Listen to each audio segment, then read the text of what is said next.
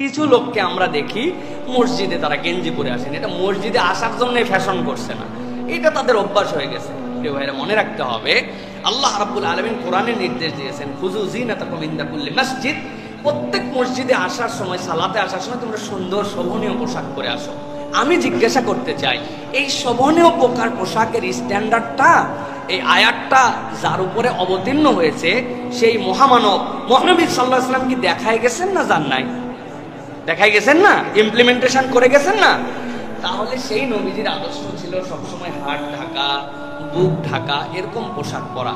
আমি হাফ হাতা গেঞ্জি পরি, পড়তে পারেন, সালাত হয়ে যাবে, কিন্তু এটা সৌন্দর্য হলো না। এই জন্য এই লোককে ক্রিটিসাইজও করা যাবে না, আবার নামাজ হচ্ছে না এটাও বলা যাবে না, আবার র্যান্ডম এটা প্র্যাকটিসের মধ্যেও ঢুকানো যাবে না। মানে আপনি যা পরে আছেন তাই। ভাই, অনেক সময় আবার গেঞ্জিওয়ালা আবার আমাদের পাঞ্জাবিওয়ালার থেকে ভালো।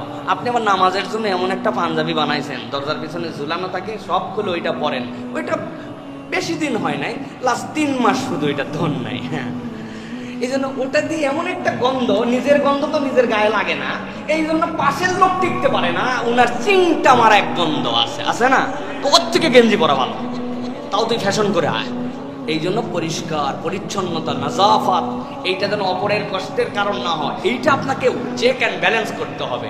সৌন্দর্যটার নানান পরিধি আছে, অলভারি হাত কাটা গেঞ্জি পরে, ফতুয়া পরে, এইগুলা সালাতের ক্ষেত্রে আমাদের সালাফরা এটা কারাহাত বলেছেন, এইগুলা অ্যাভয়েড করলে আমাদের জন্য ভালো। আল্লাহ আমাদেরকে বোঝার তৌফিক দান করেন।